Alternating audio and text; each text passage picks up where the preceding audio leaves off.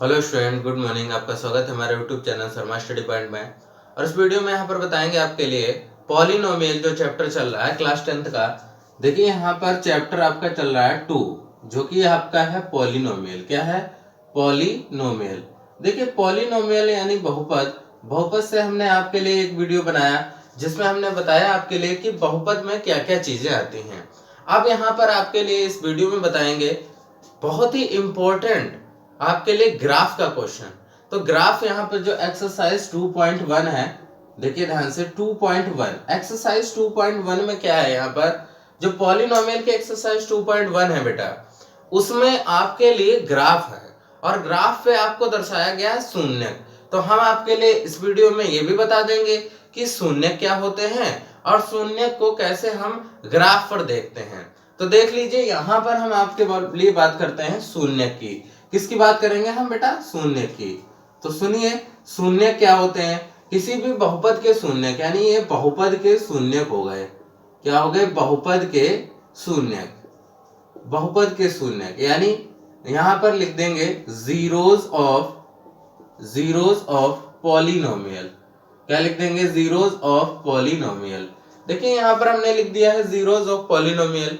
इसमें यहां पर समझेंगे कि जीरोज क्या होते हैं, जबकि हमने आपको बताया भी है और यहां पर फिर से समझ लेते हैं। देखिए जीरोज ऑफ पॉलिनोमियल का मतलब है, सीधी सी बात है, एक अगर आपके लिए px यानी एक पॉलिनोमियल दिया गया है, एक बहुपद दिया गया है, ये जो अगर आपके लिए बहुपद दिया गया है px जो कि फंक्शन x का होगा, इसमें अगर आप क्या करें कि x का मान कोई भी एक a नंबर हो, a एक जो मूल हो, रूट हो, वो यहां पर रखने पर क्या आनी चाहिए? वैल्यू 0 आनी चाहिए। अगर पॉलिनोमियल x बराबर a पर, यानी x बराबर a एक ऐसी वैल्यू है जिसमें आपको यहां पर पुटअप करने पर, रखने पर वैल्यू 0 आ जाए, क्या आ जाए? वैल्यू 0 आ जाए, तो आप कहेंगे यहां पर, क्या कहेंगे कि ये जो वैल्यू है वो सेटिस्फाइड कर गई है, इसके लिए 0 कर दिया इसके लिए, तो ये क्या कहलाएगा? ये जीरोज कहलाएगा, यानी शून्य कहलाएगा। क्या कहलाएगा?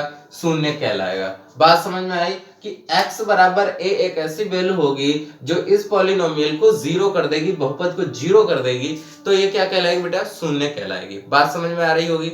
तो हम इसके एक दो क्वेश्चन भी कर लेते हैं बहुपद के शून्य की। तो देखिए अगर हमने मान लिया कि px बराबर हमारे पास लिखा हुआ है x प्लस 4, ये लिखा हुआ है, ये हमारे पास पॉलिनोमियल है। अब इसके लिए हमें सॉल्व करके देखना है कि x बराबर एक ऐसी वैल्यू क्या होनी चाहिए इस पॉलिनोमियल को 0 कर दे, वही इसका शून्य होगा। तो हम इसको देखो, ये कहेंगे कि x बराबर a पर ये शून्य हो जाएगा, यानी x बराबर a जो होगा वो एक मूल होगा, एक रूट होगा, एक शून्य होगा, क्योंकि शून्य को मूल कहते हैं। तो यहां पर देख लेते हैं p और x की जगह पर आप a रख दो, तो a रख दिया यहां पर, p a हो गया, बराबर में क्या हो जाएगा? x प्लस 4 लिखा है। देखिए x प्लस 4 लिखा है तो आप सिंपली क्या कर देंगे, यहाँ पर x की वैल्यू हमने क्या कर दी, ये a रख दिया, तो x की जगह पर a हो जाएगा, a प्लस 4 बराबर में 0। इसको 0 कर दिया, क्यों? क्योंकि a प्लस 4 0 होना चाहिए, क्योंकि ये x बराबर a रख दिया ना मैंने, x बराबर a पर ये वैल्यू 0 हो जाएगी पॉलिनोमियल की, तो a बराबर क्या हो जाएगा? -4 हो जाएगा। क्या हो जाएगा? a बराबर -4 हो जाएगा। अब देखिए ये जो a बराबर -4 है, ये जो वैल्यू आई है इसी पॉलिनोमियल में डाल के देखते हैं इसका मान 0 आता है क्या? तो शून्य होगा। तो देख लीजिए p और a का मान हमारे पास आ चुका है -4, तो -4 बराबर में इधर भी a का मान -4 रख दो, -4 प्लस 4, बताइए ये तो कैंसिल हो गया, प्लस और -4, तो क्या p -4 क्या बचा? 0 बचा। यानी जो a हो गया -4, वो जो है इस पॉलिनोमियल को 0 कर रहा है। क्या कर रहा है? इस पॉलिनोमियल को 0 कर रहा है, इसीलिए ये क्या हो गया, यहां पर ये हो गया आपके लिए, ये जो है शून्यक हो गया, इसके लिए क्या हो गया? शून्यक हो गया। बात समझ में आ रही है? तो किसी भी बहुपद का जो शून्यक होता है, जीरोस होता है, वो उसका रूट होता है, मूल होता है। अगर किसी भी समीकरण को आपने सॉल्व किया, अगर किसी भी px पॉलिनोमियल को आपने सॉल्व किया और जिसमें x के मान आएंगे, और जो x के मान आएंगे वही आपके क्या होंगे? शून्यक होंगे, जीरोस होंगे। बात समझ में आ गई? इतनी बात समझ में आ गई आपके लिए कि जीरोज कैसे कहते हैं, जीरोज को समझ लिया। अब हम बात करते हैं ग्राफ की। देखिए यहाँ पर एक एक्सरसाइज आपके लिए है, जो ग्राफ की है उसको हम यहाँ पर समझेंगे, ठीक है ना। ग्राफ की एक्सरसाइज को समझेंगे, ग्राफ कैसे बनेंगे यहाँ पर देखते हैं, ठीक है। तो यहाँ पर देख लेंगे ग्राफ की एक्सरसाइज को, ग्राफ कैसे बनेंगे इस चीज को समझेंगे। देखिए यहाँ पर हमें सबसे पहले टारगेट ये करना है ग्राफ के लिए, ध्यान से सुनना। जो पॉलिनोमियल में ग्राफ देखे जाते हैं उसमें कितने शून्य हैं इस चीज को जानेंगे। देखिए ग्राफ जो है, यहाँ पर इसको ग्राफ लिख देते हैं, ठीक है। हम ग्राफ को समझेंगे कि बहुपद के शून्य कैसे ग्राफ पर रिप्रेजेंट करते हैं। तो यहाँ पर लिखेंगे बहुपद के शून्यक, बहुपद के शून्यक बताइए, शून्यक बताइए, ठीक है, शून्यक बताइए नीचे दिए गए ग्राफ से, नीचे दिए गए ग्राफ से, ग्राफ से। देखिए ग्राफ से बताना है, नीचे दिए गए ग्राफ से आपको शून्य बताना है। तो यहाँ पर फर्स्ट नंबर पॉइंट ये लिख लें आप, शून्य को देखने के लिए बेटा, शून्य को देखने के लिए हमें क्या करना चाहिए, हमें करना ये पड़ेगा कि एक्स अक्ष को देखना पड़ेगा। किसको देखना पड़ेगा, एक्स अक्ष को देखना है। किसको देखना है बेटा, एक्स अक्ष को देखना है। और एक्स अक्ष को देखने के बाद हम देखेंगे ये कि एक्स अक्ष पर कितने कटान बिंदु हैं, कितने कटान बिंदु हैं। कटान माने इंटरसेक्टिंग पॉइंट, कटान बिंदु हैं। एक्स अक्ष पर कितने कटान बिंदु हैं इनको देखना है। कटान बिंदु यानी बेटा यहाँ पर इंटरसेक्टिंग पॉइंट कहते हैं, यानी जहां पर पॉइंट जो है वो काट दें, इंटरसेक्ट कर दें, प्रतिच्छेद कर दें हिंदी में, इसके लिए प्रतिच्छेद बिंदु कहते हैं। क्या कहते हैं, प्रतिच्छेद बिंदु कहते हैं। बात समझ में आ रही है। तो प्रतिच्छेद बिंदु कहते हैं जहां पर एक्स अक्ष इंटरसेक्टिंग करेगी, काटेगी, वहीं पर उसके लिए शून्य हो जाएगा। बहुत ही इंपॉर्टेंट है ये। देखिए इस वीडियो को स्किप मत करना, पूरी देखना, तभी आपके लिए बहुत ही फायदा मिलेगा। बहुत ही इंपॉर्टेंट चैप्टर है ये। आप देखिए क्या करेंगे, अब हम समझेंगे ग्राफ के लिए। चलो यहाँ पर समझ लेते हैं पहला ग्राफ। देखिए किस प्रकार से होगा। पहला ग्राफ यहाँ पर मान लो ये बना दिया, कोऑर्डिनेट सिस्टम में ये ग्राफ बना दिया। ये एक्स एक्सिस इधर पॉजिटिव एक्स एक्सिस होती है, इधर नेगेटिव एक्स एक्सिस होती है, इधर नेगेटिव वैल्यू आती है, इधर वाई पॉजिटिव होती है और इधर वाई नेगेटिव होती है। तो आप जानते होंगे क्वाड्रेंट कहलाता है, चतुर्थांश कहलाता है। तो चतुर्थांश या कोऑर्डिनेट ज्योमेट्री में, निर्देशांक ज्यामिति में, यहाँ पर फर्स्ट क्वाड्रेंट ये होता है, सेकंड क्वाड्रेंट ये होता है और यहाँ पर थर्ड क्वाड्रेंट ये होता है, यानी चतुर्थांश कहते हैं, और यहाँ पर फोर्थ चतुर्थांश ही होता है। तो इस तरीके से 4 चतुर्थांश होते हैं इसमें। अब आपके लिए हम बता दें कि x, अब तो ये समझ गए कि 4 होते हैं इसमें, ठीक है ना। ये प्लस एक्स एक्सिस होती है। आप बताइए यहाँ पर मैं ग्राफ बना दे रहा हूँ, क्या बना दे रहा हूँ बेटा, ग्राफ बना दे रहा हूँ इसके अंतर्गत। देखिए ध्यान से, फिर आपको बताएंगे। देखिए मैंने यहाँ पर ग्राफ बना दिया, ये ग्राफ बना दिया, ये पहला ग्राफ है। यहाँ पर देखिए आप y एक्सिस को कटान बिंदु कर रहा है। किसको कर रहा है, y एक्सिस को। यहाँ पर तो y अक्ष को काट रहा है, ये आप देख सकते हैं y अक्ष को काट रहा है। किसको काट रहा है, y अक्ष को काट रहा है। तो बताइए, एक बात बताइए कि y अक्ष को जब काट रहा है, x एक्सिस पे तो कोई काट ही नहीं रहा है, x एक्सिस पे कोई कटान बिंदु नहीं है। जब x एक्सिस पर कोई कटान बिंदु नहीं है, y पर है, तो हमें y का मान ही नहीं चाहिए। y का मान नहीं चाहिए। यहाँ पर जो शून्य हो जाएंगे वो कितने हो जाएंगे बेटा, शून्य के यहाँ पर 0 हो जाएंगे। क्या हो जाएंगे, 0, क्योंकि यहाँ पर y अक्ष पर काट रहा है। कारण क्या है, कारण ये है कि y अक्ष पर काटता है। किस पर, y अक्ष पर काट रहा है, काट रहा है, y अक्ष पर इंटरसेक्टिंग कर रहा है, इसलिए यहाँ पर जो है शून्य कैसे होंगे, बहुपद के शून्य 0 होंगे। यानी अगर y बराबर px है, y बराबर px है यहाँ पर, तो यहाँ पर भाई क्या होगा, ये पॉलिनोमियल x का पॉलिनोमियल है, इसलिए यहाँ पर शून्य क्या हो जाएगा, 0 हो जाएगा। क्यों, क्योंकि ये y पर इंटरसेक्ट कर रहा है, ये y पर इंटरसेक्ट कर रहा है, इसलिए शून्य जो है वो 0 हो जाएगा इसके लिए। ठीक है, अगला ग्राफ समझते हैं, अगला ग्राफ देखते हैं। यहाँ पर ध्यान से देखिए, अगला ग्राफ देख लेंगे। और भी ग्राफ है यहाँ पर, उनको भी समझेंगे।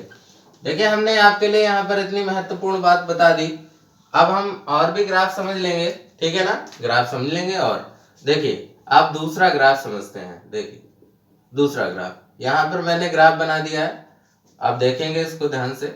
यहाँ पर ये बना दिया मैंने ग्राफ, देखिए ध्यान से, ये ग्राफ बना दिया, ये ग्राफ बन गया है y बराबर किसका, px का, y बराबर px का, ये ग्राफ बन गया है।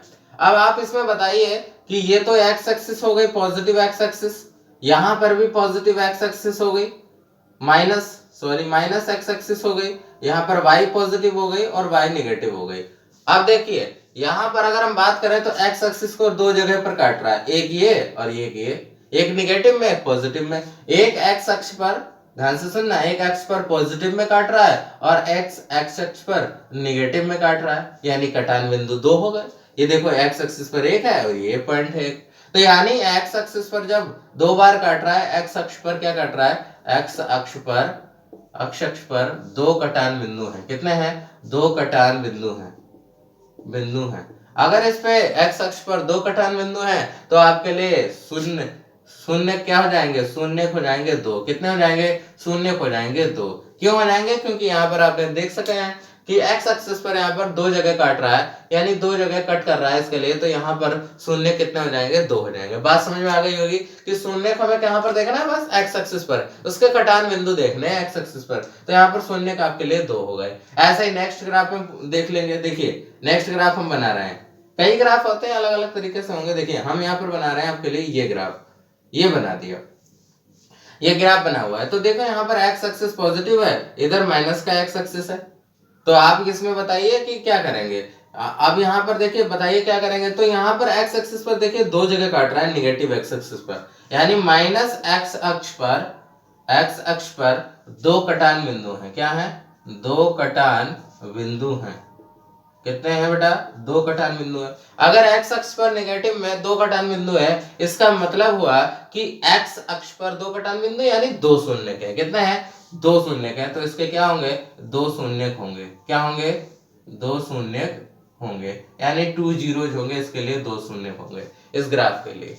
बात समझ रहे हो, इस ग्राफ के लिए क्या होंगे, दो शून्य होंगे, क्योंकि x एक्सिस पर दो जगह काट रहा है। अब देखिए और भी ग्राफ है, और भी ले लेते हैं, एक दो और ले लेते हैं यहाँ पर, तो आगे बढ़ेंगे, देखेंगे ध्यान से, बस इनको देखते रहेंगे ग्राफ को, और आपको लिए सॉल्व कर लेना है। बहुत सारे ग्राफ है पहले एक्सरसाइज में, तो वही समझ रहे हैं, ठीक है। अगला यहाँ पर तीसरा है, तीसरे को समझेंगे, ध्यान से देखेंगे। ये ग्राफ बना दिया। अब यहाँ पर कैसा ग्राफ बना है, इस तरीके से ग्राफ बना है, देखिए ध्यान से, इस तरीके से ये बना है।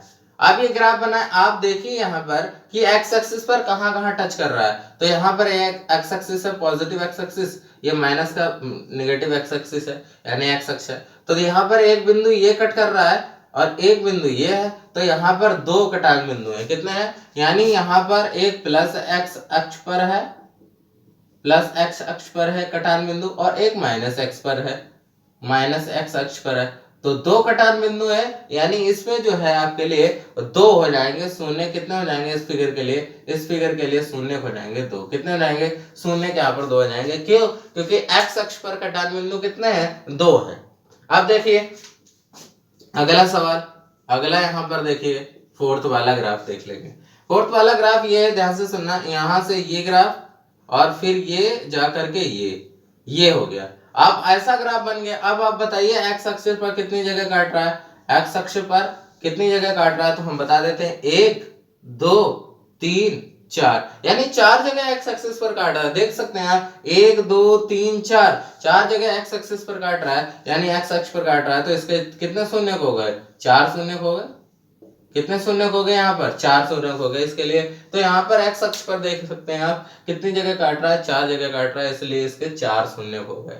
बात समझ में आ रही होगी कि कैसे हमें शून्य ग्राफ पर देखना है, ठीक है, शून्य का आपके लिए ग्राफ पर कैसे देखना है। अगला ग्राफ यहाँ पर समझ लेते हैं।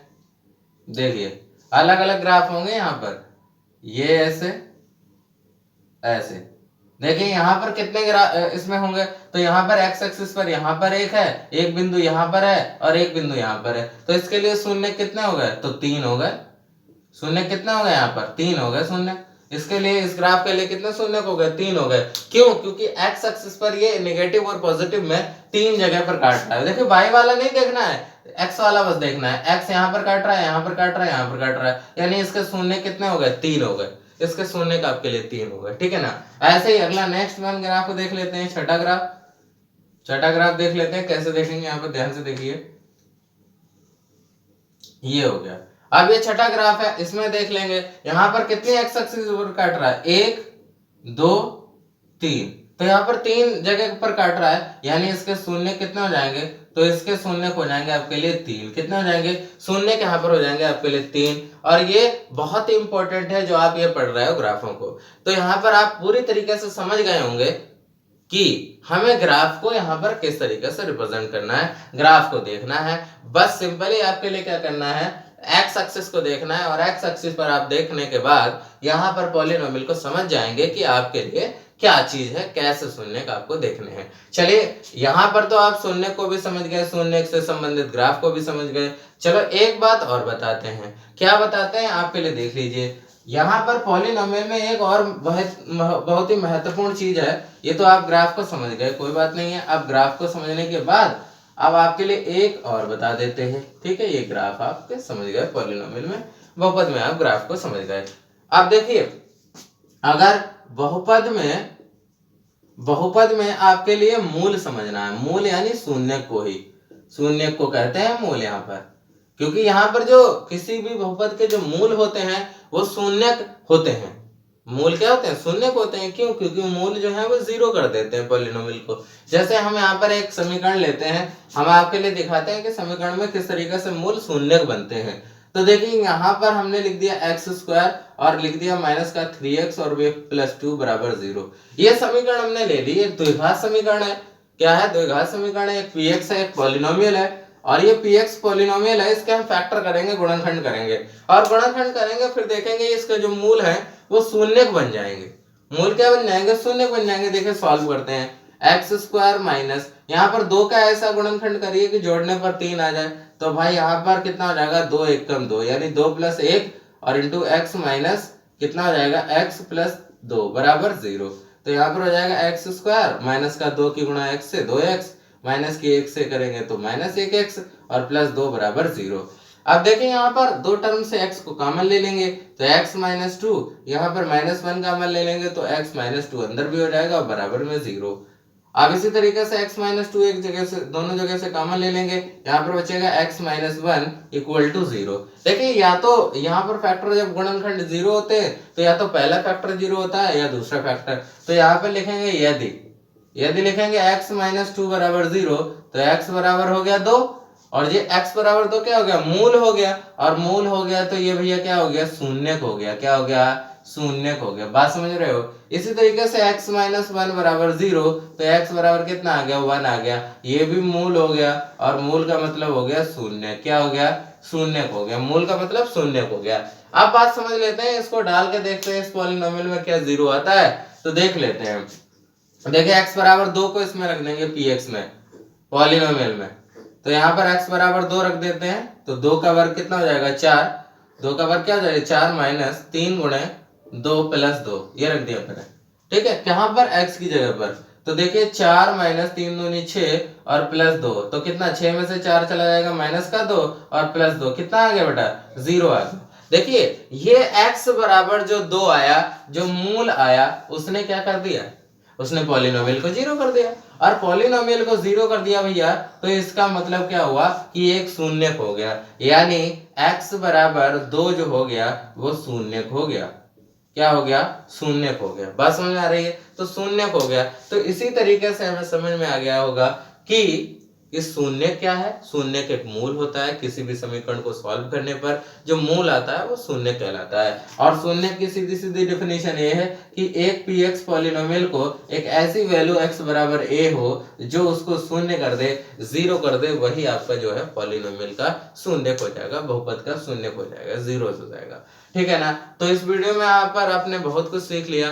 क्या सीखा कि बहुपद के शून्य कैसे निकालते हैं, किस तरीके से निकालते हैं, कैसे समझते हैं उनके लिए, और ग्राफ पर हमें कैसे बहुपद के शून्य को देखना है, बहुपद के शून्य को बताना है ग्राफ पर। तो ये चीजें हैं। तो यहाँ पर आप समझ गए होंगे पूरी तरीके से कि बहुपद के शून्य को कैसे बताना है। तो इसमें एक्सरसाइज 2.1 आपकी क्लियर हुई है। अगली नेक्स्ट एक्सरसाइज आपको कराई जाएगी अगली नेक्स्ट वीडियो में। Thank you for watching this video.